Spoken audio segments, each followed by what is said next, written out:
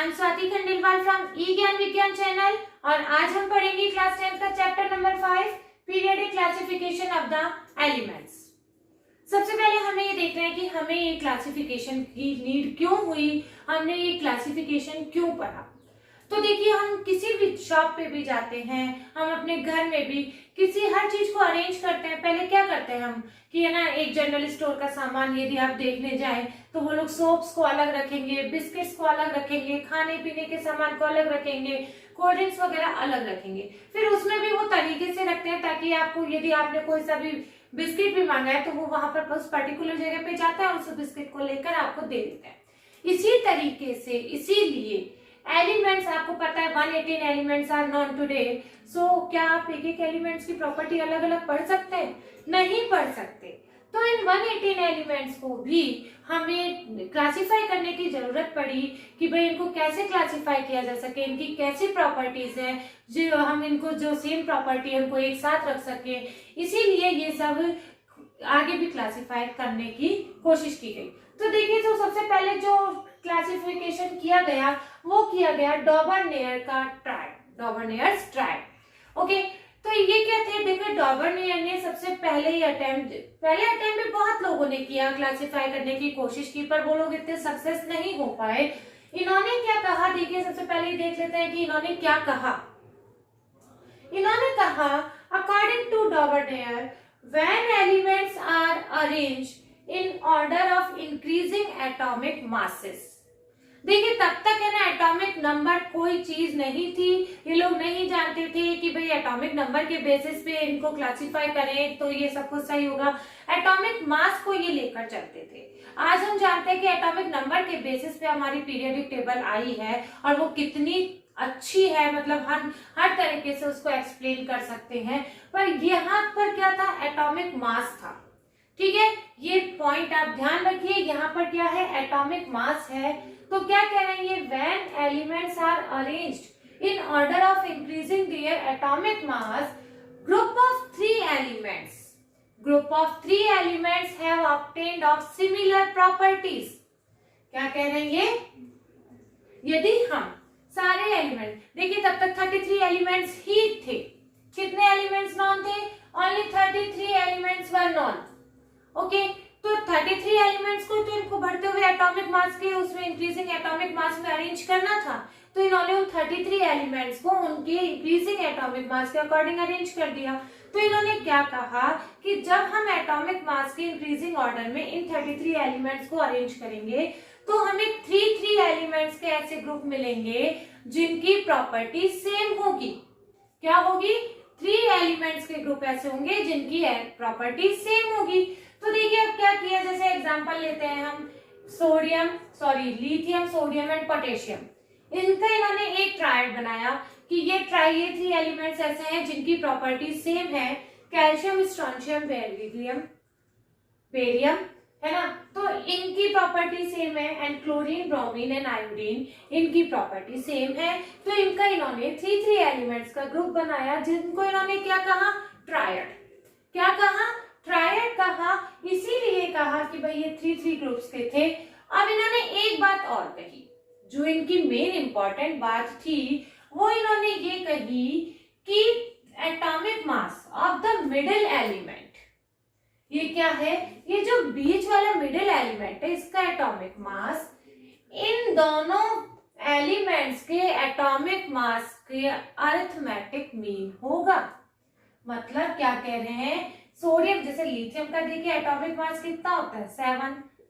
Potassium का कितना होता है? 39। तो ये कह रहा है कि लिथियम का और पोटेशियम का एटॉमिक मास का यदि हम अरिथमेटिक मीन्स एवरेज निकालेंगे तो उसका एटॉमिक मास किसके बराबर होगा? सोडियम के बराबर होगा। कैसे होगा? देखिए, लिथियम प्लस पोटेशियम, इसका अरिथमेटिक मीन निकाल दीजिए। दिस इज कितना होता है? 23। ये तो बिल्कुल सेम आ गया। सोडियम का 23 तो होता है ना?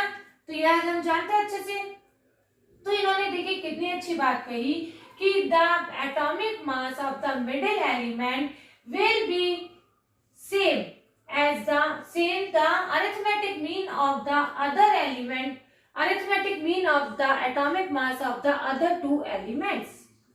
ओके तो ये समझ में आया कि देखिए बीच वाले एलिमेंट का इनका अरिथमेटिक मीन हुआ। ऐसे कैल्शियम और बेरियम का जो ये है अरिथमेटिक एटॉमिक मास का अरिथमेटिक मीन आएगा वो किसके बराबर आएगा, स्ट्रोंशियम के बराबर आएगा। इसी तरीके से क्लोरीन और आयोडीन का जब हम अरिथमेटिक मीन लेंगे एटॉमिक मास का तो वो ब्रोमीन के बराबर आएगा। तो इसलिए ये इन्होंने इस तरीके से 3 ट्रायड्स लिए है ना, और 3 ट्रायड्स लेके इन्होंने अपनी बात को रख दिया। ठीक है, पर अब आगे क्या हुआ देखिए, इनकी क्या कमी रही, इनकी कमी यही रही कि इन्होंने जो कहा कि 3 एलिमेंट्स की प्रॉपर्टी सेम होती है ना, वो सिर्फ ये इन्हीं 3 ट्रायड्स के लिए कर पाए। इन्हीं 3 ट्रायड्स को ये अपनी बात पे जस्टिफाई कर सके, जबकि 33 एलिमेंट्स तो तब थे ना, तो यानी ओनली 9 एलिमेंट्स को ये जस्टिफाई कर सके अपने उस पे, और बाकी के एलिमेंट्स को ये इस तरीके से ट्रायड में नहीं फिट कर सके। तो इसलिए ये थ्योरी इनकी फेल हो गई, है ना, ये थ्योरी इनकी फेल हो गई। तो बच्चों डॉबर ने स्ट्रैट के बाद और भी केमिस्ट आए जिन्होंने एटॉमिक मासेस और प्रॉपर्टीज में रिलेशन बैठाना चाहा।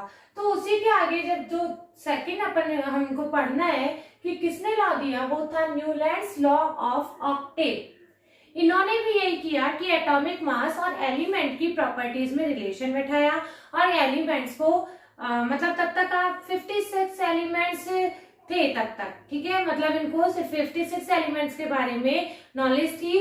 तो इन्होंने क्या किया, इन 56 एलिमेंट्स को उनके इंक्रीजिंग एटॉमिक मास में अरेंज किया, ठीक है, और फिर उनकी प्रॉपर्टीज को अरेंज किया। और उसके बाद इन्होंने जो लॉ निकाला वो था ऑक्टेव। उन्होंने क्या डिस्कवर किया, उन्होंने कहा कि जब हम इनको इन एलिमेंट्स को इनके इंक्रीजिंग एटॉमिक मास में अरेंज करते हैं तो फर्स्ट एलिमेंट की प्रॉपर्टी 8th एलिमेंट की प्रॉपर्टी के सिमिलर होती है।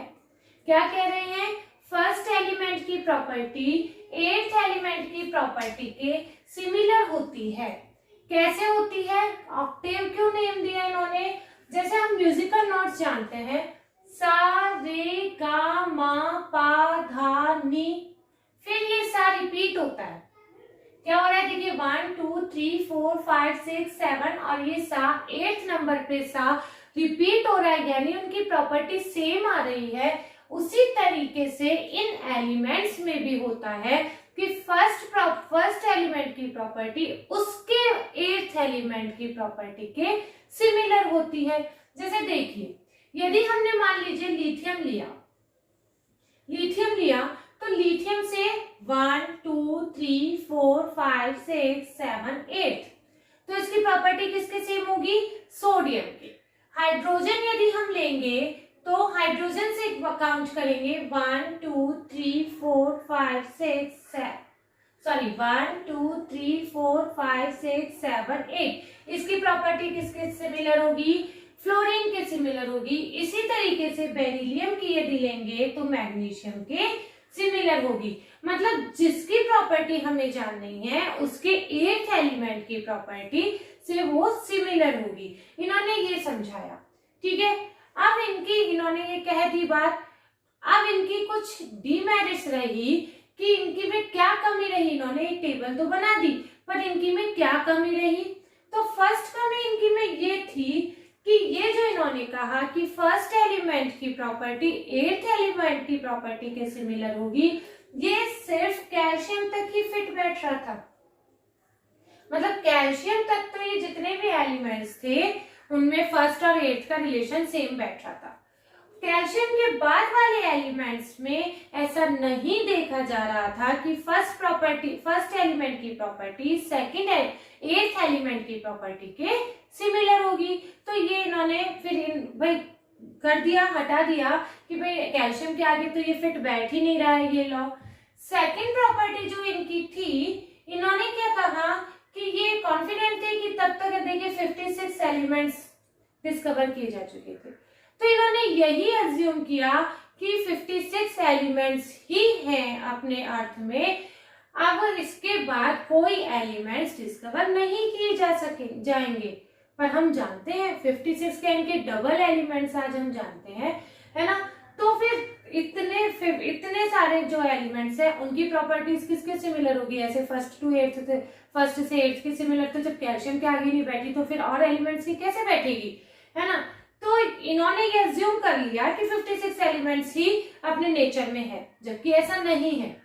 थर्ड इनकी डिमेरिट या आप कह लीजिए डिसएडवांटेज जो थी वो ये थी, इन्होंने देखिए क्या किया कि ठीक है, दो एलिमेंट्स को तो इन्होंने सेम उसमें रख दिया ग्रुप में कि ठीक है इन दोनों एलिमेंट्स की प्रॉपर्टी सेम है, कैल्शियम की भी जैसे इनकी तीन की प्रॉपर्टी सेम है, ये फर्स्ट और एट्थ का रिलेशन बैठा रहे।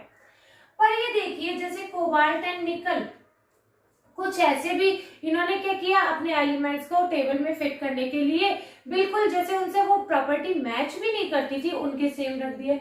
जैसे ये कोबाल्ट एंड निकल की प्रॉपर्टी फ्लोरीन, क्लोरीन, ब्रोमीन, इनसे तो बिल्कुल ही मैच नहीं कर रही थी, तो भी इनके साथ रख दिया। और हम जानते हैं कोबाल्ट एंड निकल की प्रॉपर्टी आयरन जैसी होती है। आज की पीरियोडिक टेबल हम देखें तो किसके जैसी होती है, कोबाल्ट एंड निकल की प्रॉपर्टी आयरन जैसी होती है ना। तो इन दोनों को एक ही ग्रुप में रखना चाहिए था प्रॉपर्टी के अकॉर्डिंग, एक ग्रुप में तो छोड़िए, उनको उन्होंने बहुत दूर दूर ग्रुप में रख दिया, तो ये भी इनकी एक कमी थी। तो ठीक है, 3 ये अपन ने इनकी डिमेरिट्स देखी कि एक तो कैल्शियम के आगे इनका फर्स्ट और एट्थ का रेशियो नहीं बैठ रहा था, दूसरा इन्होंने 56 एलिमेंट्स को ही लेकर अपना सब कुछ अज्यूम किया, लॉ दिया, और तीसरा इन्होंने एलिमेंट्स को फिट कर दिया चाहे उनकी प्रॉपर्टी उनके ऊपर वाले एलिमेंट्स के सेम हो या नहीं। मेंडेलिव्स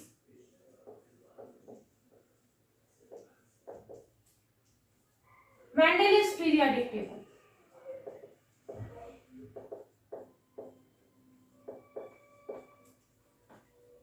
इन्होंने क्या कहा, ये आई अब आपकी मेंडेलिव्स की पीरियोडिक टेबल आई। देखिए मेंडेलिव्स ने क्या किया, इन्होंने भी है ना, मतलब इनकी ये पीरियोडिक सबसे पहले पीरियोडिक टेबल का जो मतलब अपना आउटफिट मतलब तैयार हुआ वो इन्होंने ही दिया सबसे पहले। तो इसका क्रेडिट किसको जाता है कि मेंडेलिव को जाता है कि इन्होंने एक पीरियोडिक टेबल बनाई। इन्होंने क्या किया बच्चों, है ना, मतलब इनके टाइम तक 63 एलिमेंट्स आ चुके थे, इनके टाइम तक 63 एलिमेंट्स आ चुके थे। इन्होंने क्या किया कि उन सब एलिमेंट्स के लिए एक एक कार्ड्स बना लिए, ऐसे सब एलिमेंट्स के लिए इन्होंने कोई थ्योरी नहीं दी। सबसे पहले इन्होंने क्या कहा कि भाई एक एक एलिमेंट बना लिए इन्होंने, और उस पे उसके एटॉमिक मास, उनकी केमिकल प्रॉपर्टी, उनकी फिजिकल प्रॉपर्टी ऐसे देखी। सब तो इन्होंने प्रॉपर्टीज कैसे देखी, इन्होंने भी देखी एटॉमिक मास लिया। सबसे पहले इन्होंने किस में मतलब इन्होंने किस में रिलेशन बैठाया कि उनके एटॉमिक मास में और उनकी प्रॉपर्टीज में क्या रिलेशन है, उसी के अकॉर्डिंग हम उनकी प्रॉपर्टीज देख सकते हैं। तो इन्होंने सब एलिमेंट्स की हाइड्रोजन और ऑक्सीजन के साथ रिएक्शन करवाई और उनके हाइड्राइड एंड ऑक्साइड बनाए। क्या बनाए इनके, hydrides and oxide,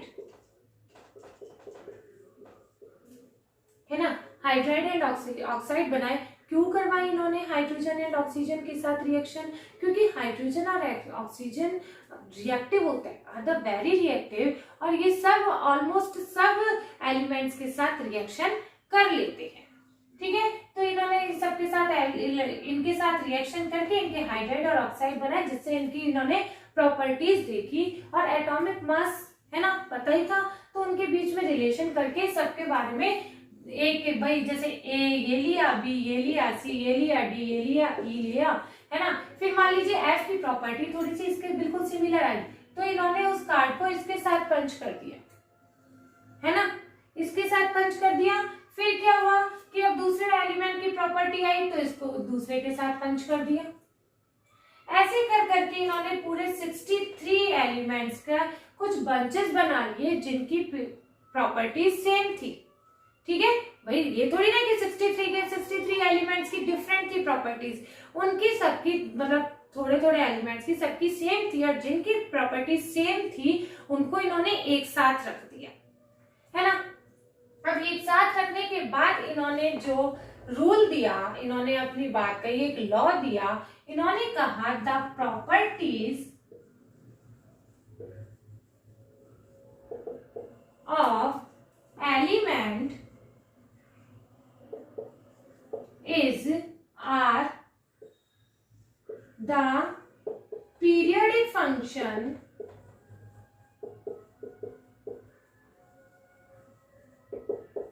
of their atomic masses.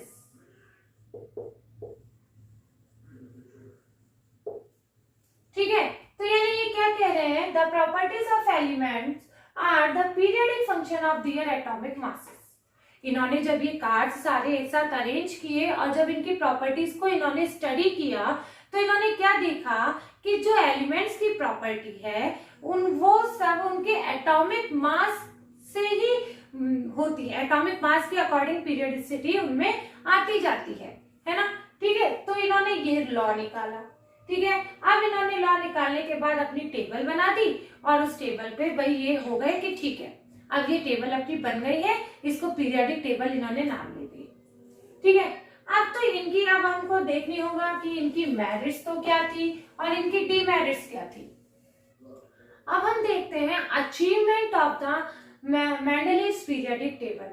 देखिए, तो सबसे पहले अचीवमेंट इनका क्या था कि इन्होंने अपनी पीरियोडिक टेबल में एलिमेंट्स को इंक्रीजिंग ऑर्डर, एटॉमिक मास के इंक्रीजिंग ऑर्डर में ही रखा था, है ना। और उन इंक्रीजिंग एटॉमिक मास के ऑर्डर में रखने पर एलिमेंट्स की प्रॉपर्टीज भी मतलब उनमें पीरियोडिसिटी आ रही थी, तो वो एटॉमिक मास और प्रॉपर्टीज में रिलेशन बैठा पाए। तो ये इनकी सब एक पहली वो थी।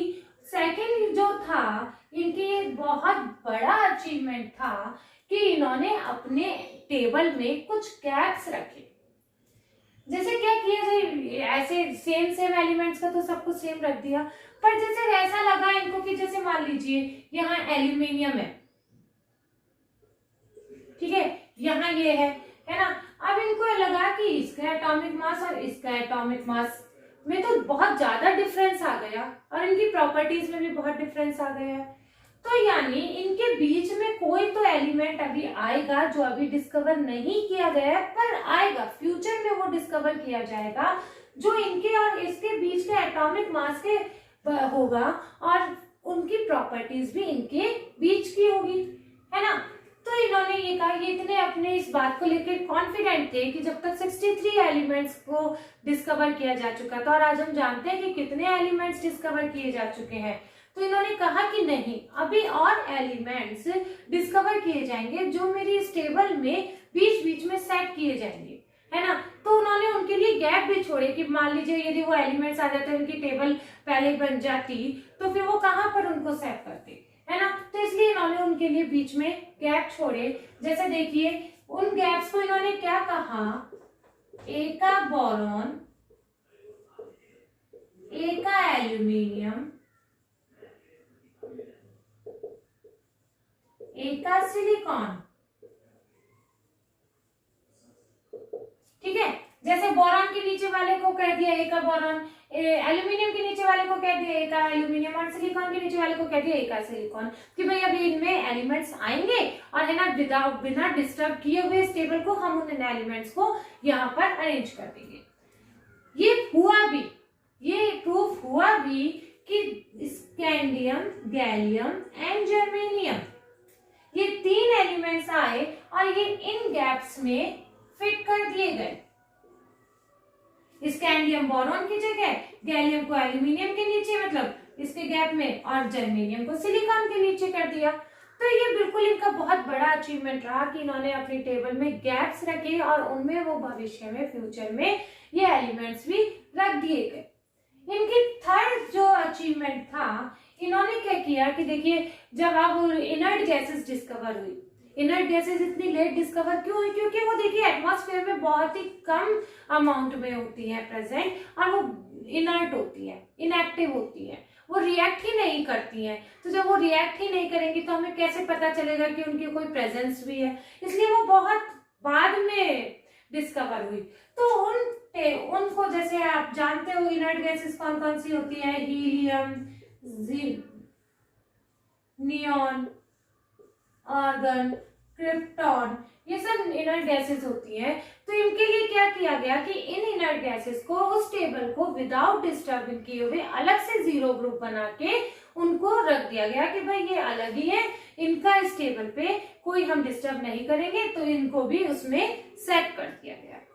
ओके, ये तो इनकी रही मेरिट्स कह लीजिए, एडवांटेज कह लीजिए, अचीवमेंट्स कह लीजिए, ठीक है। अब हम इसकी देखेंगे डीमेरिट्स। क्या देखेंगे? डीमेरिट्स। डीमेरिट्स में सबसे पहली जो इनकी कमी रही कि ये हाइड्रोजन को, मतलब हाइड्रोजन को इन्होंने मेटल्स के साथ क्यों रखा, क्यों नहीं नॉन मेटल्स के साथ रखा, तो ये उसकी पोजीशन को नहीं समझा पाए। कैसे नहीं समझा पाए? देखिए हाइड्रोजन को देखिए इन्होंने क्या किया, जैसे सोडियम के साथ, सोडियम लिथियम के साथ रखा है ना, ये आज भी रखा हुआ है और आज भी इसकी पोजीशन को लेके थोड़ा सा डाउट है कि भाई ये इनके साथ क्यों रखा गया, इनके साथ क्यों नहीं रखा गया। जैसे NaCl HCl के साथ, Na ऑक्सीजन के साथ Na2O बनाता है और सल्फर के साथ Na2S बनाता है, तो वैसे ही HCl बनाता है, H2O बनाता है और H2S बनता है ना। तो ये इनके साथ ये ऐसा सेम बिहेव कर रहा है सोडियम के जैसा, तो इनको इनके साथ तो रख दिया है ना, ठीक है। पर अब यदि देखा जाए तो ये F2Cl2Br2 इनके जैसे डायएटॉमिक फॉर्म में मिलता है। हम जानते हैं ना, जैसे हैलोजन डायएटॉमिक फॉर्म में मिलते हैं, वैसे ही हाइड्रोजन भी डायएटॉमिक फॉर्म में ही मिलता है। पर ये फिर इसलिए फिर भी ये इनके साथ क्यों नहीं रखा गया, उन्हीं के साथ क्यों रखा गया? और ये कि ये और हाइड्रोजन का क्या था कि ये फिर सभी कोवेलेंट बॉन्ड बनाता है। ये क्या करता है? ये कोवेलेंट बॉन्ड बनाता है, जैसे कि नॉन मेटल्स बनाते हैं वैसे ये कोवेलेंट बॉन्ड भी बनाता है। तो ये इनकी इसकी इस पोजीशन को नहीं समझा पाए, है ना। क्या नहीं कर पाए कि ये इसकी इस प्रॉपर्टी को नहीं समझा पाए। ये मेटल्स और नॉन मेटल्स के साथ कंबाइन होकर कोवेलेंट बॉन्ड भी कंपाउंड्स भी बनाता है, इसकी इस पोजीशन को नहीं समझा पाए कि ये सिर्फ इन्हीं के साथ क्यों रखा गया, इनके साथ क्यों नहीं रखा गया। फर्स्ट तो ये रहा। इनकी सेकंड जो थी, ये आइसोटोप को नहीं समझा पाए। आइसोटोप क्या होता है? आइसोटोप होता है जिनके एटॉमिक नंबर तो सेम होते हैं पर उनकी प्रॉपर्टीज, एटॉमिक मास प्रॉपर्टीज तो सेम होती है, एटॉमिक मास उनका डिफरेंट होता है। जैसे देखिए 1H1 होता है, 1H2 होता है, 1H3 होता है। एटॉमिक नंबर सेम है, एटॉमिक मास डिफरेंट है, तो इनकी प्रॉपर्टीज भी डिफरेंट हो जाती है। सॉरी। तो क्या हुआ, तो अब ये डाउट आया कि भाई इनको इनके एटॉमिक मास के बढ़ते हुए इंक्रीजिंग ऑर्डर में अरेंज किया जाए टेबल में, या फिर इनकी सेम प्रॉपर्टीज है तो एक साथ एक ही ग्रुप में किया जाए, मतलब इनको अलग अलग ग्रुप में अरेंज किया जाए क्योंकि इनका एटॉमिक मास बढ़ता जा रहा है, या फिर इनकी प्रॉपर्टीज तो सेम है तो फिर इनको सेम ग्रुप में किया जाए। तो ये इसकी इस प्रॉपर्टी मतलब आइसोटॉप की पोजीशन को भी ये अपने थ्योरी में जस्टिफाई नहीं कर पाए। थर्ड जो इनकी कमी थी, इन्होंने देखिए अपनी प्रॉपर्टीज को रखने के लिए कि भाई इसकी प्रॉपर्टीज के जैसी है, इसकी प्रॉपर्टीज के जैसी है, तो ये कुछ एलिमेंट्स को इन्होंने क्या किया, जिनका एटॉमिक मास ज्यादा था उसको पहले रख दिया और जिसका एटॉमिक मास कम था उसको बाद में रख दिया। जैसे कोबाल्ट एंड निकल में इन्होंने किया। निकल का एटॉमिक मास कोबाल्ट से कम है, फिर भी इन्होंने कोबाल्ट से आगे रख दिया। ये भी इनकी कमी रही। ये एलिमेंट्स की कुछ एलिमेंट्स की पोजीशन को कि इन्होंने ऐसा क्यों किया कि बढ़े हुए एटॉमिक मास को इन्होंने पहले रख दिया, ये भी इस चीज को भी नहीं समझा पाए। ठीक है, तो अब ये इस तरीके से मेंडलिव्स की पीरियोडिक टेबल हमने कर ली है। अब हम पढ़ेंगे मॉडर्न पीरियोडिक टेबल। तो बच्चों अब हमने ये जो मेंडलिव्स की पीरियोडिक टेबल पढ़ी, उसके बाद अब एक नई periodic table I, modern periodic table, जिसे हम अपनी बुक्स में आज भी पढ़ते हैं और उसी के अकॉर्डिंग हम अपने सारे रूल्स फॉलो करते हैं। ये मॉडर्न पीरियोडिक टेबल किसने दी थी? हेनरी मोजले ने दी। और उन्होंने क्या कहा? उन्होंने कहा कि कोई भी किसी भी एलिमेंट की प्रॉपर्टी उसके एटॉमिक मास से नहीं होनी चाहिए, उसकी प्रॉपर्टी उसके एटॉमिक नंबर पे डिपेंड होनी चाहिए। इन्होंने मतलब एक नया वो कॉन्सेप्ट दिया कि वो एटॉमिक नंबर पे उनकी पीरियोडिक मतलब उनकी प्रॉपर्टीज आती है, उन पे डिपेंड करती है। तो इन्होंने एक नया लॉ भी दिया। जो पहले अपन ने मेंडलीव ने क्या लॉ दिया था, the properties of elements are periodic function of their atomic masses. Mendeleev ने क्या दिया था, एटॉमिक मासेस के अकॉर्डिंग एलिमेंट्स की प्रॉपर्टीज में पीरियोडिसिटी देखी जाती है। पर अब इन्होंने क्या कहा कि हर एलिमेंट की पीरियोडिक प्रॉपर्टीज ये एटॉमिक नंबर पे के अकॉर्डिंग इंक्रीज होती जाती है, उस पर डिपेंड करती है। एटॉमिक नंबर का ही देखिए सारा खेल था, है ना। तो यदि जैसे इन्होंने ये कॉन्सेप्ट समझ लिया कि एटॉमिक नंबर पे सारी पीरियोडिक टेबल को यदि हम एटॉमिक नंबर के इंक्रीजिंग ऑर्डर में यदि अरेंज करते जाएं तो हमारी सारी प्रॉब्लम खत्म हो जाती है। और ये नई इन्होंने टेबल दी जिसको मॉडर्न पीरियोडिक टेबल कहा जाता है। ठीक है, ये थी मेंडलीव जैसे ही, बस इन्होंने थोड़े बहुत और करेक्शन कर दिए हैं इसमें।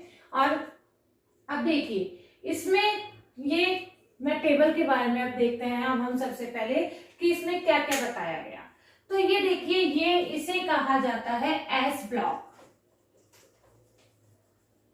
ये जो दो हैं इनको कहा जाता है एस ब्लॉक, इन्हें कहा जाता है पी ब्लॉक। ठीक है, ये यहां से यहां तक।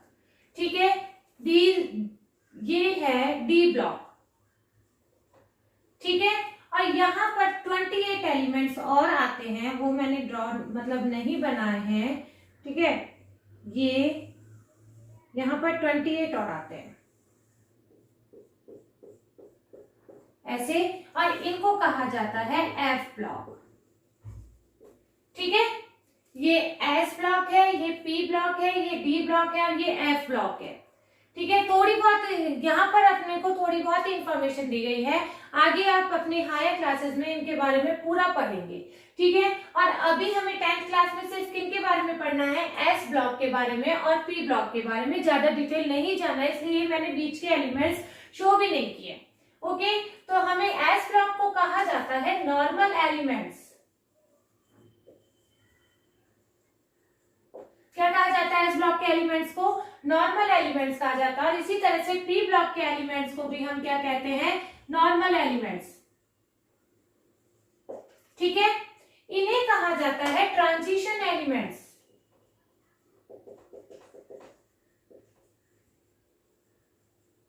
डी ब्लॉक के ये जितने एलिमेंट्स हैं इनको क्या कहा जा रहा है, यहां से यहां तक के ट्रांजिशन एलिमेंट्स। और एफ ब्लॉक के एलिमेंट्स को क्या कहा जाता है, इनर ट्रांजिशन एलिमेंट्स।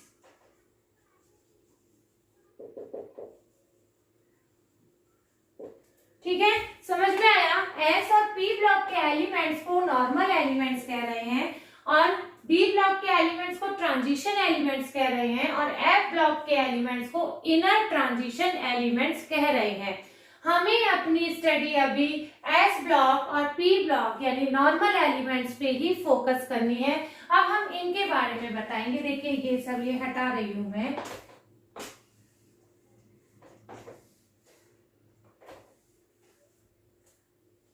देखिए अब यदि हम ये जो है ना हॉरिजॉन्टल रो को क्या कह रहे हैं, हम पीरियड्स कहते हैं।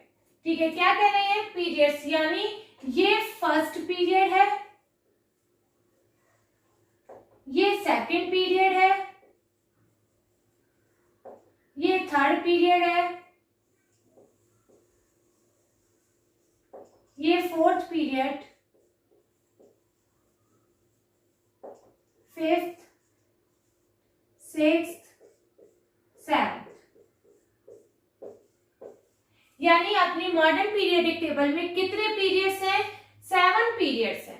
ओके, ये सब आपको याद रखने हैं, कितने पीरियड हैं, 7 पीरियड्स हैं। और इनमें ये जो वर्टिकल है, ये वर्टिकल जो कॉलम है ये हमें क्या बताता है, देखिए हॉरिजॉन्टल, तो हॉरिजॉन्टल रो हमें क्या बता रही है, पीरियड्स। और जो वर्टिकल कॉलम है क्या बताते हैं ये ग्रुप्स होते हैं। अब देखिए टोटल यानी कितने ग्रुप्स हुए, देखिए ये 1 ग्रुप, ये 2nd group, 3rd group, 4th group, 5th group, 6th group, 7th group, 8th group, 9th group,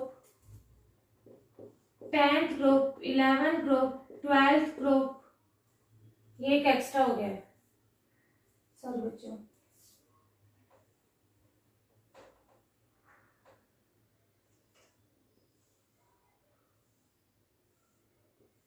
ये 12th ग्रुप है, ये 13th ग्रुप है, ये 14 ग्रुप है, ये 15 है, ये 16 है, ये 17 ग्रुप है और ये 18 ग्रुप है। ओके, यहां देखिए यानी टोटल कितने ग्रुप्स हैं इस पीरियोडिक टेबल में, 18 ग्रुप्स है। 1 2 3 4 5 6 7 8 9 10 11 12 13 14 15 16 17 18 ग्रुप है। ओके, तो यानी 8 पीरियड्स हैं और 18 ग्रुप्स हैं। ओके, अब हमें देखिए क्या क्या देखना है। फर्स्ट पीरियड में कितने एलिमेंट्स हैं, 2 एलिमेंट्स हैं। फर्स्ट पीरियड्स में कितने एलिमेंट्स हैं, 2 एलिमेंट्स हैं। ठीक है, यानी इसमें सबसे कम है यानी शॉर्टेस्ट पीरियड है।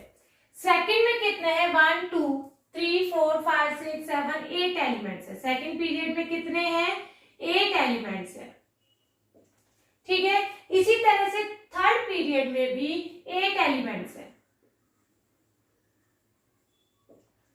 पर फोर्थ पीरियड में 18 है, ये 10 और बढ़ गए, 1 2 3 4 5 6 7 8 9 10 एलिमेंट्स और बढ़ गए, तो फोर्थ पीरियड में हो गए हैं 18 एलिमेंट्स और फिफ्थ पीरियड में भी 18 एलिमेंट्स हो गए हैं।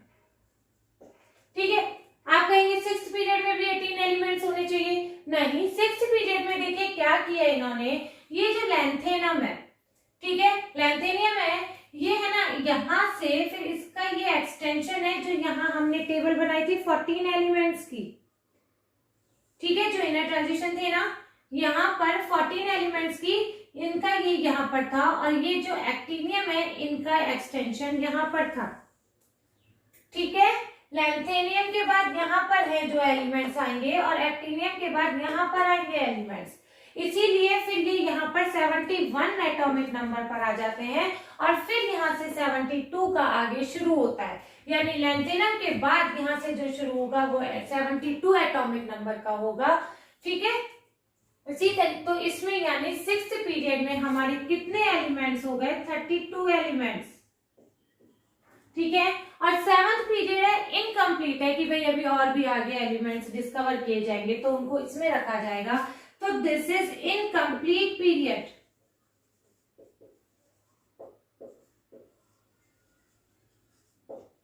ठीक है, समझ में आया, इसमें 2 एलिमेंट है तो ये शॉर्टेस्ट है। ओके, ये एलिमेंट्स है, ठीक है, 8 एलिमेंट्स हैं और ये 18 एलिमेंट्स हैं, दो में, फोर्थ में और फिफ्थ में 18 एलिमेंट्स हैं। सिक्स्थ पीरियड में 32 एलिमेंट्स हैं, ये लॉन्गेस्ट पीरियड है हमारा, और सेवंथ पीरियड में इनकम्प्लीट है क्योंकि अभी इसमें एलिमेंट्स पूरे नहीं है।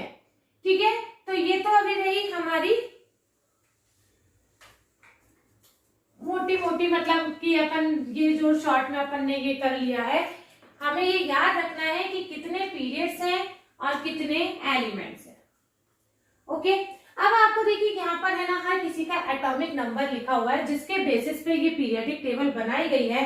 ये क्यों एटॉमिक नंबर के बेस पे बनाई गई है, आपको पता है एटॉमिक नंबर क्या बताता है हमें, इसको हटाइए, एटॉमिक नंबर क्या बताता है, देखिए एटॉमिक नंबर बताता है नंबर ऑफ वैलेंस इलेक्ट्रॉन। क्या बताता है atomic number, number of valence electron, और नंबर ऑफ वैलेंस इलेक्ट्रॉन से हमें क्या पता चलता है, उस एलिमेंट की रिएक्टिविटी। क्या पता चलता है, उस एलिमेंट की रिएक्टिविटी हमें पता चलती है और उससे हमें उस एलिमेंट्स की प्रॉपर्टीज भी पता चलती है। इसलिए ये पूरी टेबल एटॉमिक नंबर के बेस पे रखी गई है। ये थोड़ा सा मैं स्किप कर गई थी पहले, है ना। तो ये लाइन जो आ रही है एटॉमिक नंबर हमें number of the valence electron के बारे में बताता है।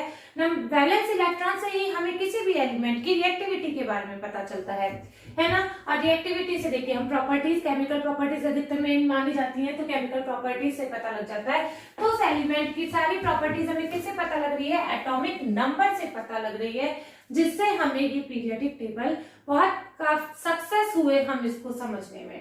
अब देखिए हमें ये देखना है कि ये ग्रुप तो क्या शो करते हैं और एलिमेंट्स क्या शो, वो सॉरी पीरियड्स क्या शो करते हैं।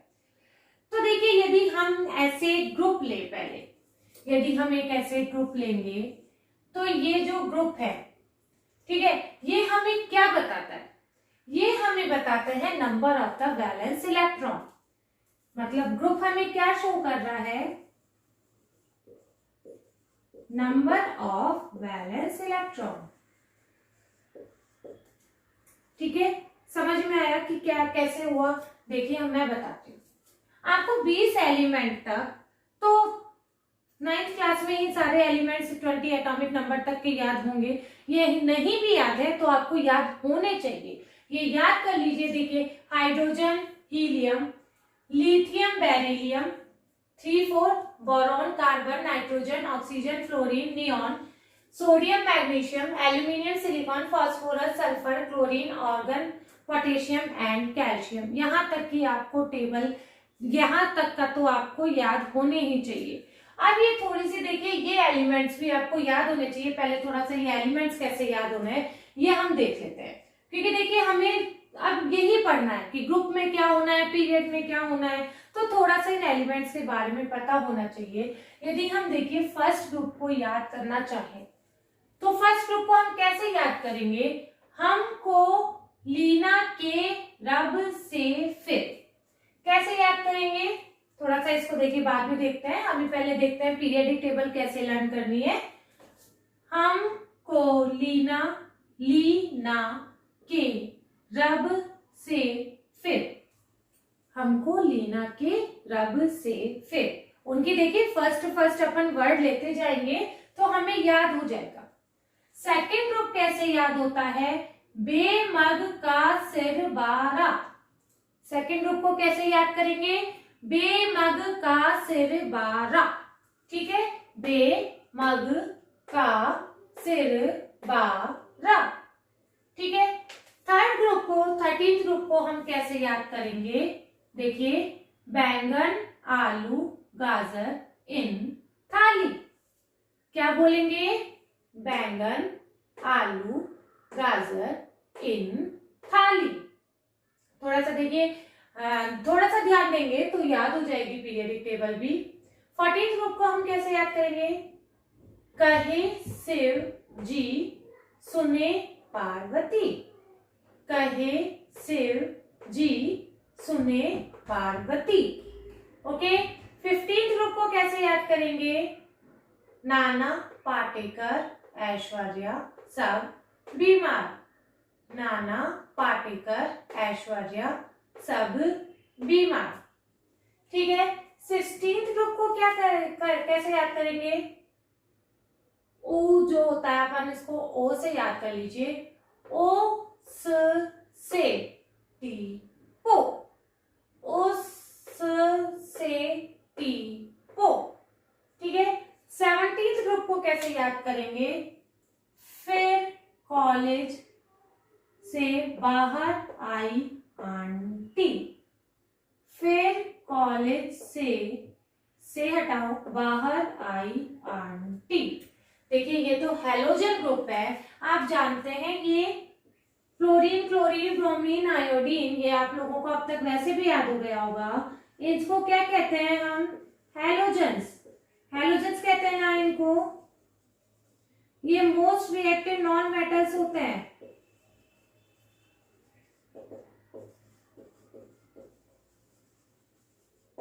क्या होता है ये मोस्ट रिएक्टिव नॉन मेटल्स होते हैं। और ये देखिए फिर एक बार याद करने का पूरा तरीका देख लेते हैं।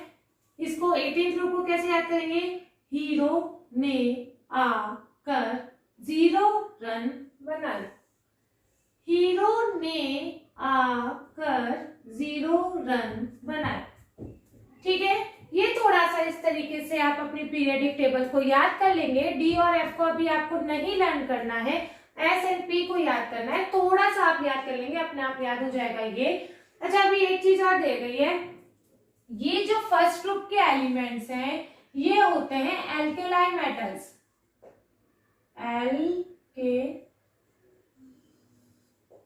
एल्केलाई, ठीक है, क्या होंगे ये? इनको कहते हैं हम एल्केलाई। एल्केलाई मेटल्स क्यों कहते हैं इनको? ये जो एलिमेंट्स के ऑक्साइड होते हैं ये वाटर सॉल्युबल बेसिस बनाते हैं।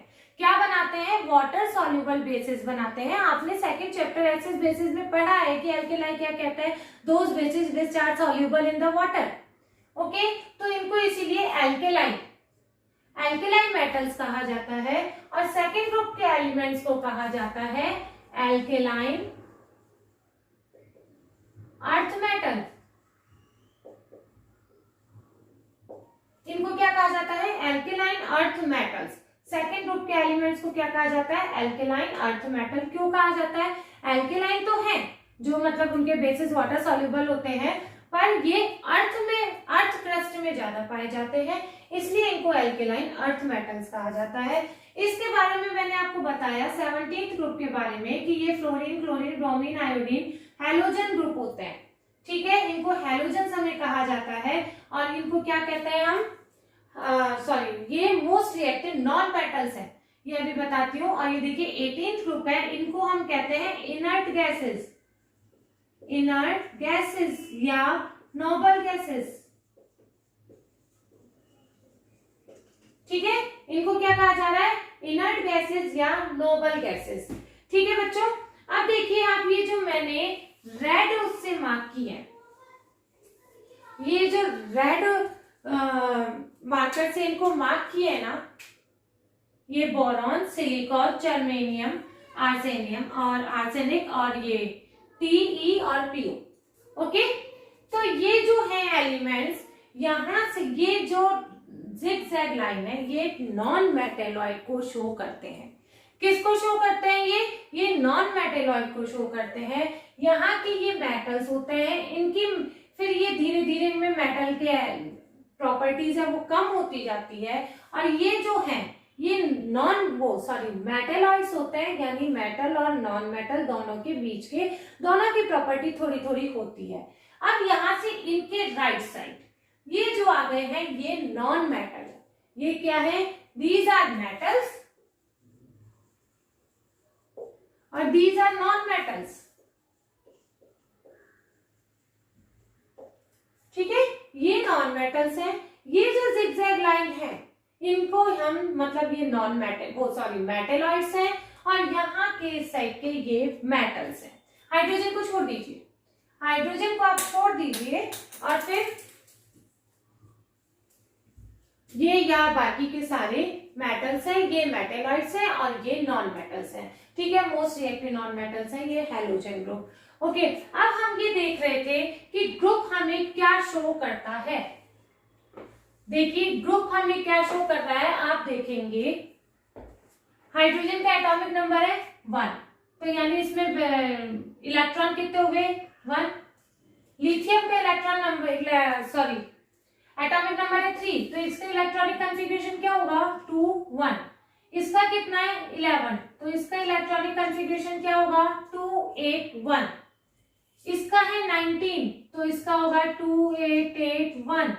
ठीक है, ये 19 हो गए हैं, मतलब आप यदि काउंट करते जाएंगे तो 8 to 10 18 19, तो इसका भी कितना हुआ? ये इलेक्ट्रॉनिक कॉन्फ़िगरेशन 2 8 8 1, और इसका ऐसे हो जाएगा 2 8 8 8 1 और 2 8 8 8 1। ओके, तो हम क्या देख रहे हैं एक ग्रुप में? देखिए एक ग्रुप में हम देख रहे हैं ये सब में आउटर मोस्ट में जो शेल में इलेक्ट्रॉन्स हैं वो कितने हैं? 1। सबके वैलेंस इलेक्ट्रॉन क्या होता है? Number of the electron in the outer most shell. ठीक है, तो इनके सब आउटर मोस्ट शेल में कितने इलेक्ट्रॉन है? सबके में 1 1 1 1 1 1।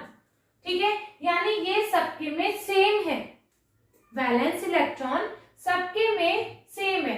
तो ये यानी ग्रुप किस चीज को शो कर रहा है? नंबर ऑफ वैलेंस ठीक है, किसको शो कर रहा है? ये नंबर ऑफ वैलेंस इलेक्ट्रॉन जो एक ग्रुप में पूरे सेम होते हैं। ठीक है, अब ये देखिए, ये देखते हैं जैसे सेकंड ग्रुप का भी यदि आप देख लीजिए, इसका 4 होता है तो इसका इलेक्ट्रॉनिक कन्फिगरेशन क्या होता है? 2 इसका कितना होगा? 2 8 2। कैल्शियम का कितना होगा? 2 8 8 2। फिर आगे एक शेल बढ़ता जाएगा इनका। ठीक है, तो ये समझ में आया कि यानी ग्रुप में जो होते हैं वो सबके सारे एलिमेंट्स के शेल में, आउटर मोस्ट शेल में सेम इलेक्ट्रॉन, वो वैलेंस इलेक्ट्रॉन होते हैं। तो यानी हमें पता चले कि ये किस ग्रुप का एलिमेंट है, तो उससे हम आराम से पता लगा देते हैं कि इसमें इतने वैलेंस इलेक्ट्रॉन हैं। तो देखिए, अब यदि हम ग्रुप का देखें तो ये फर्स्ट ग्रुप था हमारा। फर्स्ट ग्रुप में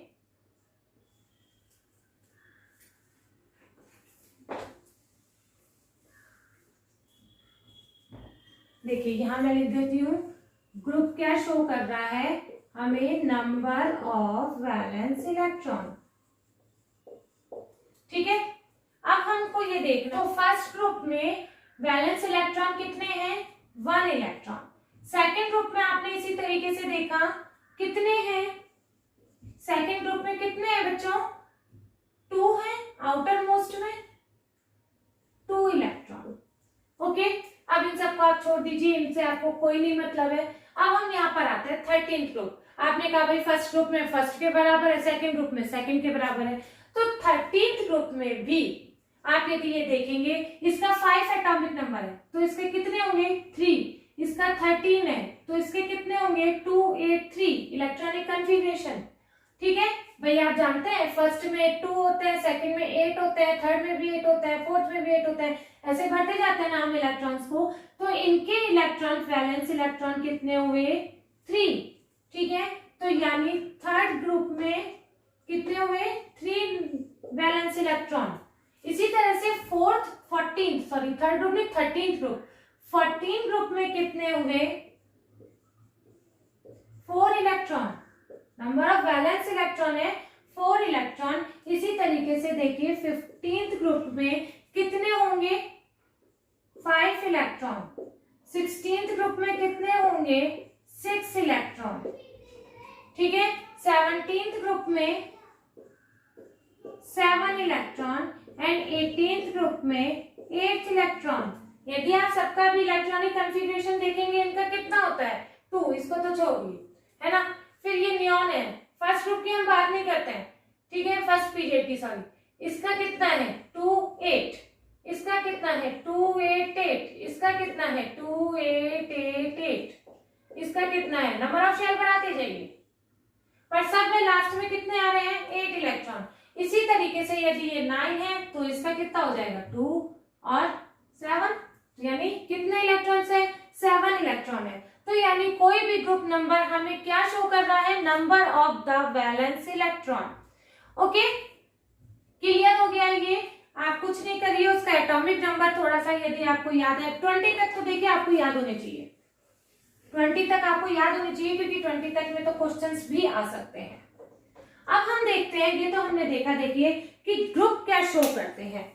ठीक है, अब हमको ये देखना है पीरियड्स क्या शो करते हैं। देखिए, तो पीरियड्स यदि हम देखेंगे, पीरियड्स यदि देखेंगे, देखिए इसमें भी 1 है, यानी 1 ऑर्बिट है। ठीक है, हीलियम में भी कितना है? 1 ऑर्बिट है ना, सॉरी हीलियम। इसी तरीके से लिथियम, यानी इसका एटॉमिक नंबर कितना है? 3, तो यानी 1 और 2। तो यदि, है ना, और यदि ऐसे ही हम यदि इनको देखेंगे बोरॉन को, तो यदि बोरॉन देखें 2 और 3, यानी इसमें 2 इलेक्ट्रॉन, इसमें 3 इलेक्ट्रॉन सॉरी। तो यानी कितने हैं इसमें इलेक्ट्रॉन, मतलब नंबर ऑफ द ऑर्बिट्स 2। यानी आप ये देखोगे कि इनमें पीरियड्स जो है वो हमें शो कर रहे हैं नंबर ऑफ ऑर्बिट। क्या शो कर रहे हैं पीरियड्स? Number of orbit. यदि आप देखें फर्स्ट पीरियड जो है उसमें कितने नंबर हैं, ऑर्बिट्स कितने हैं, 1 ऑर्बिट है। इसी तरीके से सेकंड पीरियड में 2 ऑर्बिट है, कितने हैं, 2 ऑर्बिट है। तो यदि आप थर्ड पीरियड में देखेंगे तो 3 ऑर्बिट है। फोर्थ पीरियड में देखेंगे 4 ऑर्बिट है। देखिए पीरियडिक टेबल कितने उससे अरेंज की गई है एटॉमिक नंबर के होने से कि हमें मतलब टिप्स पे ही सब कुछ होता जा रहा है, हमें कुछ ज्यादा रटने की नहीं जरूरत है। हमें बस ये पीरियडिक टेबल और उनके एटॉमिक नंबर, वो भी एटॉमिक नंबर भी आप छोड़ेंगे तो यदि शुरू के 20 तक ही याद हो जाएंगे, है ना, और उसके बाद ये थोड़ा सा जो तरीका बताया उससे याद हो जाएंगे। तो कितनी पीरियडिसिटी हमको देखनी पड़ेगी, हमें कुछ ज्यादा याद करने की जरूरत नहीं होगी। फिफ्थ पीरियड में कितने ऑर्बिट्स होंगे, 5 ऑर्बिट्स।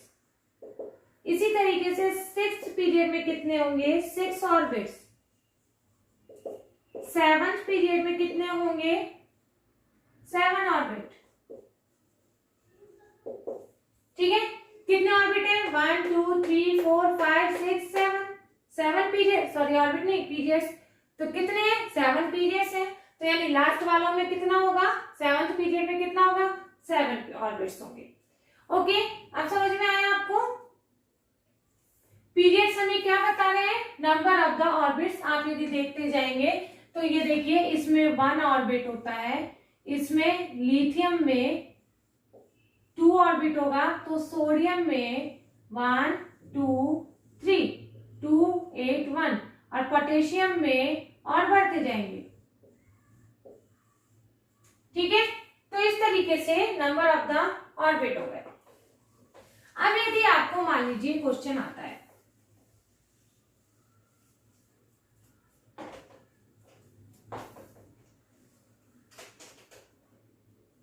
अब यदि आपको मान लीजिए क्वेश्चन पूछा जाए कि यहाँ कोई एलिमेंट सेकंड ग्रुप में, मान लीजिए कि कोई एलिमेंट, ये भूल जाइए कि ये यहाँ पर कैल्शियम लिखा हुआ है, ठीक है, कि कोई एलिमेंट सेकंड तो ग्रुप में है और ये फर्स्ट सेकंड थर्ड फोर्थ और फोर्थ पीरियड में, ठीक है, यदि फोर्थ पीरियड में और सेकंड ग्रुप में है तो उसमें number of orbit and number of valence electron बताइए। तो आपको पता चल जाएगा, देखिए पीरियड्स क्या शो करते हैं, नंबर ऑफ ऑर्बिट, तो यानी इसमें कितने हैं, 4 ऑर्बिट्स, और 2 ग्रुप है तो इसमें नंबर ऑफ वैलेंस इलेक्ट्रॉन कितने हैं, 2 वैलेंस इलेक्ट्रॉन। ठीक है ना, समझ में आ जाएगा। अब बच्चों अब हमने क्या पढ़ना है, ट्रेंड्स इन पीरियडिक टेबल। क्या पढ़ना है, trends in the modern periodic table. तो हम इसमें कुछ चीजें पढ़ेंगे। देखिए सबसे पहले हमें पढ़ना है वैलेंसी, मतलब ट्रेंड्स किसे कह रहे हैं हम, ट्रेंड्स ये कह रहे हैं कि यदि हम लेफ्ट टू राइट जाए और टॉप टू बॉटम जाए तो इनकी प्रॉपर्टीज किस तरीके से इंक्रीज होनी है, किस तरीके से डिक्रीज होनी है, ये हमें देखना है। यही तो होता है ना ट्रेंड्स, कि लेफ्ट टू राइट जाएंगे तो इनकी प्रॉपर्टीज में क्या होगा और टॉप टू बॉटम जाएंगे तो इनकी प्रॉपर्टीज में क्या होगा। अब देखिए वैलेंसी, सबसे पहला पॉइंट है वैलेंसी की, वैलेंसी पर इनके पीरियडिक टेबल में किस तरीके से इनकी वैलेंसी चेंज होती है। तो वैलेंसी आपको पता है, वैलेंसी क्या होती है, नंबर ऑफ वैलेंस इलेक्ट्रॉन। ठीक है, वैलेंसी में क्या होता है, जितने उनके नंबर ऑफ वैलेंस इलेक्ट्रॉन होते हैं उनसे पता चलता है कि उनकी वैलेंसी कितनी है, कि वो इलेक्ट्रॉन लूज करेंगे या इलेक्ट्रॉन गेन करेंगे। Valency depends on the number of the valence electron. अब सबसे पहले हमको देखना पड़ेगा इस हिसाब से कि वैलेंस इलेक्ट्रॉन कितने हैं। तो वैलेंस इलेक्ट्रॉन कितने हैं, तो ये हमने अभी देखा था। देखिए एक ग्रुप में, किसी भी ग्रुप में वैलेंस इलेक्ट्रॉन कितने थे, इसका 1 था, इसका 2 1 था, इसका 2 1 था, इसका 2 8 8 1 था, इसका एक ऑर्बिट बढ़ाते जाइए और एक ऑर्बिट बढ़ाते जाइए। ठीक है, तो यानी आप देख रहे हैं कि एक ग्रुप में number of valence electron same है ना। पहले एक बार वैलेंस इलेक्ट्रॉन देख लें हम कि number of valence electron group में, यानी हम टॉप टू बॉटम जा रहे हैं तो नो चेंज, यानी सेम है वैलेंस इलेक्ट्रॉन। ग्रुप में हम यदि टॉप टू बॉटम जाते हैं तो उनके वैलेंस इलेक्ट्रॉन सेम है, कोई चेंज नहीं हो रहा है। अब वैलेंस इलेक्ट्रॉन सेम है उनके, तो यानी वैलेंसी भी सेम होगी।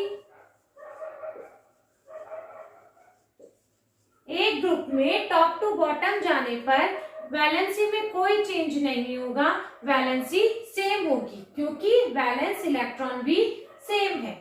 ओके, अब हम देखते हैं पीरियड में। पीरियड में क्या होता है? पीरियड्स में यदि देखिए, यदि थर्ड का हम सबसे पहले एग्जांपल लेके देखेंगे। थर्ड में पीरियड में कितना है? इसका 2 8 11 है तो 2 8 1 है, इसका 12 है तो 2 8 2 है, इसका 13 है तो 2 8 3 है, इसका कितना है? 2 8 4, ठीक है। तो और इसका कितना है? 2 8 5 वैलेंस इलेक्ट्रॉन है, ठीक है। तो वैलेंस इलेक्ट्रॉन तो हमें पता है कि यानी टॉप ये लेफ्ट टू राइट जाने पर वैलेंस इलेक्ट्रॉन इंक्रीज हो रहे हैं, ठीक है। वैलेंस इलेक्ट्रॉन इंक्रीज हो रहे हैं। देखिए आप एक बार 11 12 13 14 15 16 17 18 इनका इलेक्ट्रॉनिक कन्फिगरेशन, इसका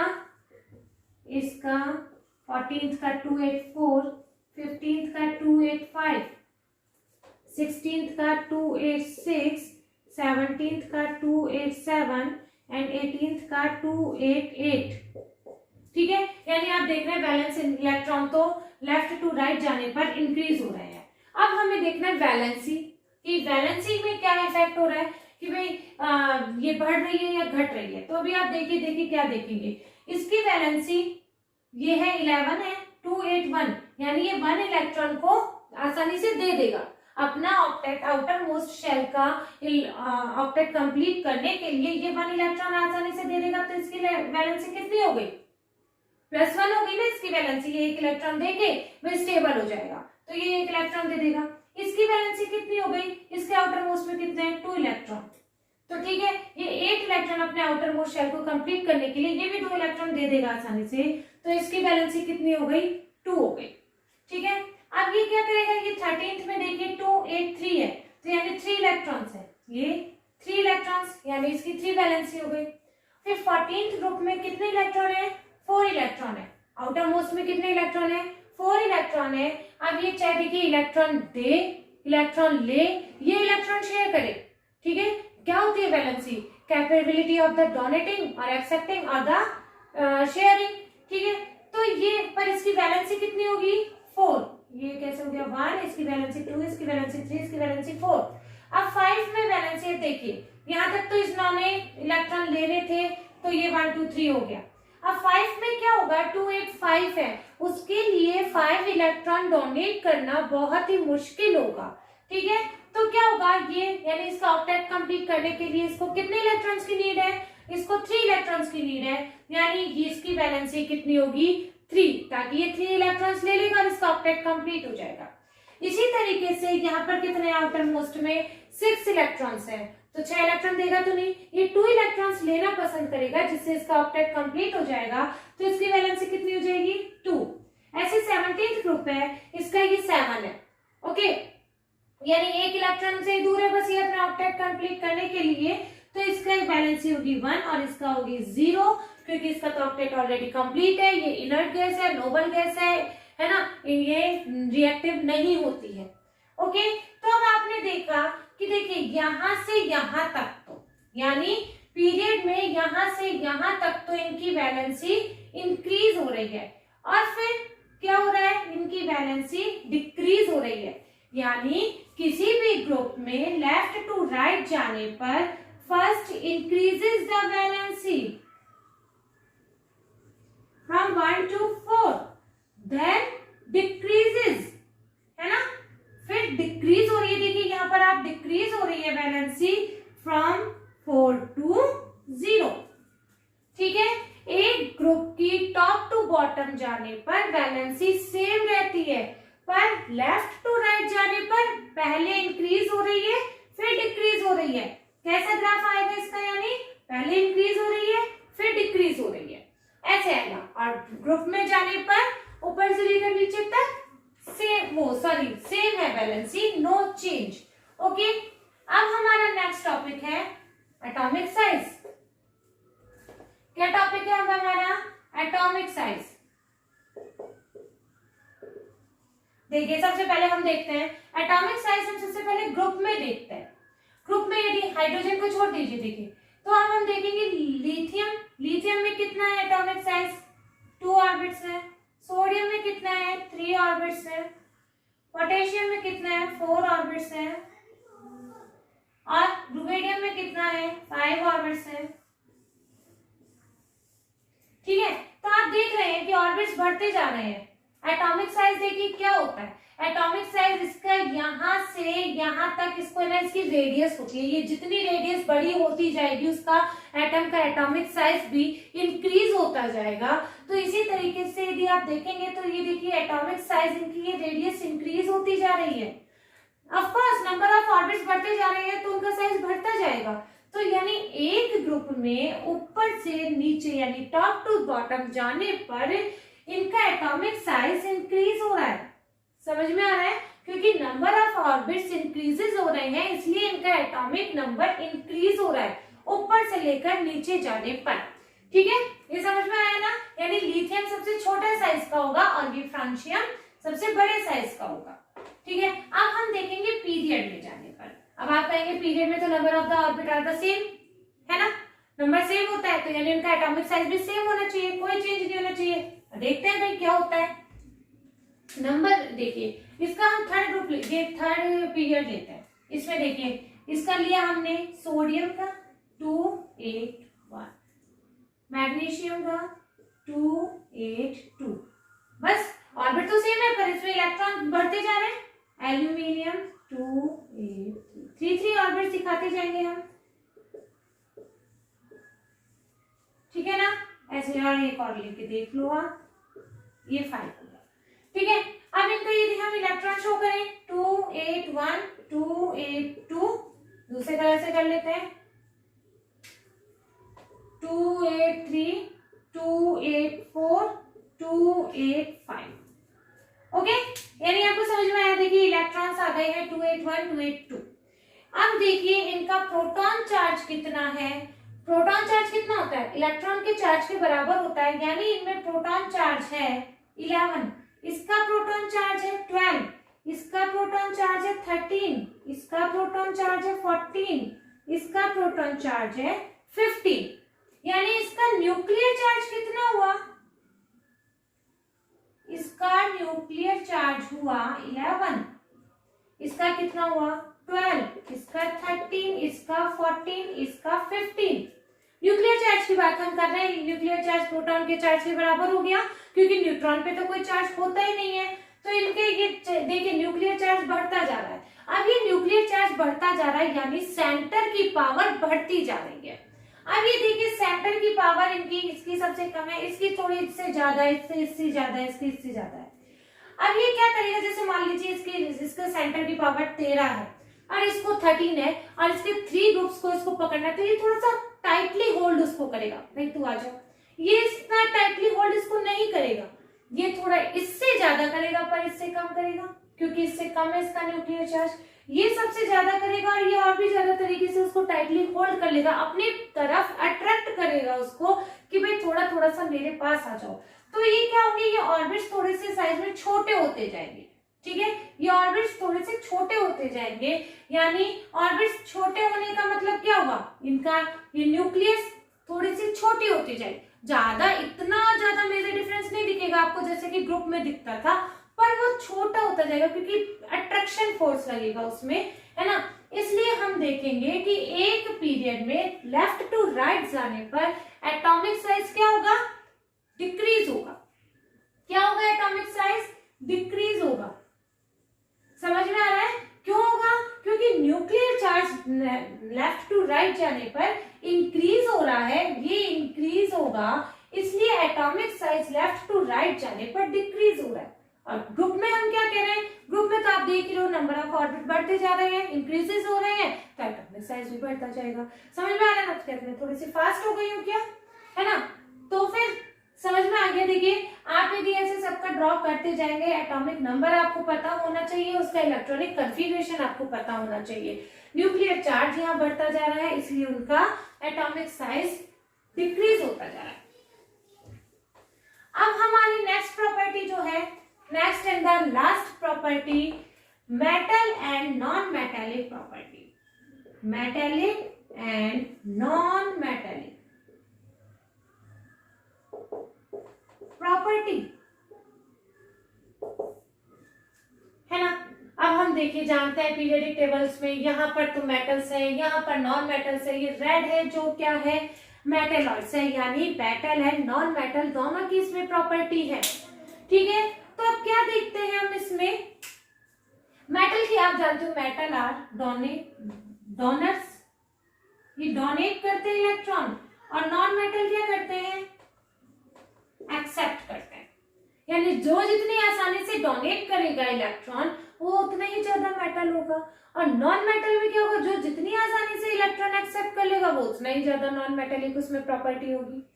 तो आप सबसे पहले देखते देखिए, हम जानते हैं यहाँ का मेटल है, तो इसका हम ये देखते हैं एक ग्रुप का, ग्रुप के मेटेलिक प्रॉपर्टीज में क्या डिफरेंसेस, क्या चेंज आ रहा है, पीरियोडिसिटी क्या आ रही है टॉप टू बॉटम जाने पर। हाइड्रोजन को छोड़ दीजिए, है ना, हाइड्रोजन को कंसीडर नहीं किया जाता है। यदि हम लिथियम को देखें, लिथियम को इसका इलेक्ट्रॉनिक कॉन्फ़िगरेशन 2 1, सोडियम, पोटेशियम, ठीक है, ओ ऐसे रुबेडियम में 5 हो जाएंगे, एक और आ जाएगा, ठीक है। ये 2 1 2 8 1 2 8 8 1 2 8 8 8 1, ठीक है। अब क्या होगा, मेटेलिक इलेक्ट्रॉन डोनर, देखिए इसका न्यूक्लियर चार्ज इसके इफेक्टिवली, इसके कंपैरेटिवली ये थोड़ा सा ज्यादा वो टाइटली होल्ड कर पाएगा न्यूक्लियस, इसका न्यूक्लियस थोड़ा सा इससे ज्यादा करेगा, पर देखिए इसका थोड़ा सा इसके कंपैरेटिवली ये थोड़ी कम आसानी से इलेक्ट्रॉन देगा, और इस तरीके से ये नीचे जाते जाएंगे तो फ्रांशियम में देखिए इतने ऑर्बिट आ जाएंगे, 7 ऑर्बिट आ जाएंगे, 7 ऑर्बिट में यानी 7वें ऑर्बिट में एक इलेक्ट्रॉन कितना दूर हो गया न्यूक्लियस से, तो वो कितनी आसानी से इलेक्ट्रॉन को छोड़ देगा, क्योंकि उसने कुछ ज्यादा इतना होल्ड कर नहीं रखा है उसको। तो इस तरीके से यदि हम देखें तो ये टॉप टू बॉटम जाने पर इनका मेटेलिक प्रॉपर्टी क्या हो रही है, इंक्रीज हो रही है। क्या हो रही है, इनकी मेटेलिक प्रॉपर्टी इंक्रीज हो रही है, यानी यदि हम इस ग्रुप को देखें तो francium is the most metallic element, okay. इसी तरीके से यदि ऐसे देखेंगे, इसमें बेरिलियम यार बेमक्का सरबारा में मतलब, है ना, तो ये सबसे ज्यादा मेटेलिक होगा, इस ग्रुप में ये सबसे कम मेटेलिक होगा, ठीक है। तो ग्रुप में हम क्या देख रहे हैं, मेटल की प्रॉपर्टी ऊपर से टॉप टू बॉटम जाने पर इंक्रीज होती जा रही है। आप पीरियड में देख लेते हैं भाई, पीरियड में यही एग्जांपल लेते हैं, सोडियम,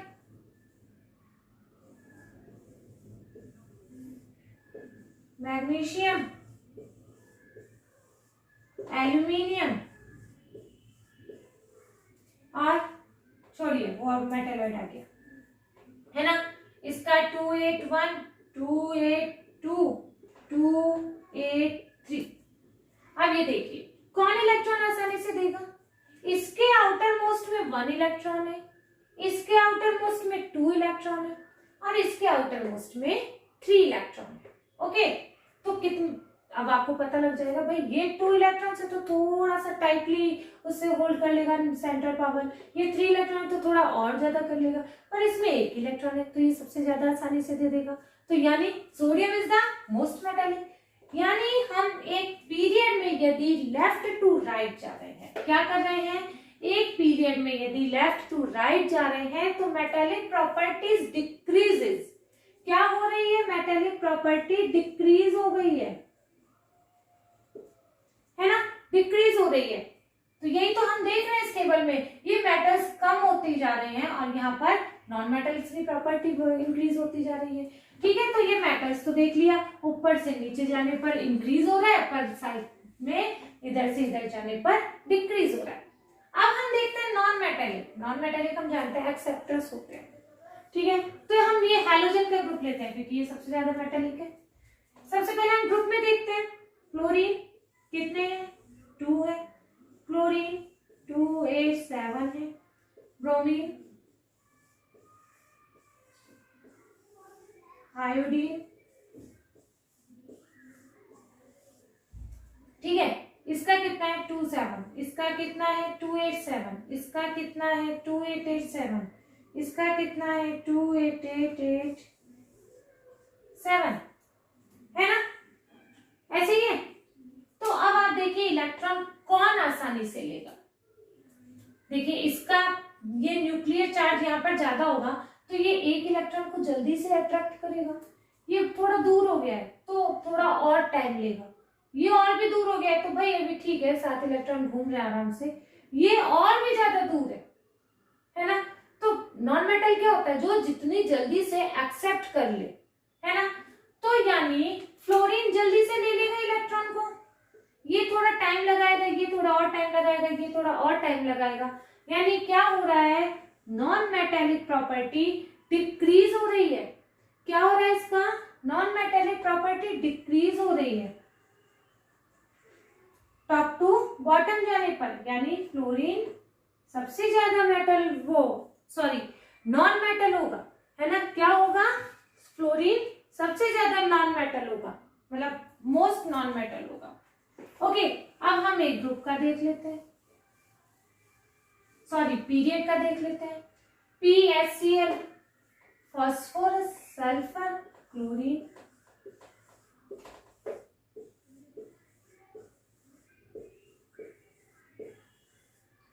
टू 8 5, 2 8 6, 2 8 7।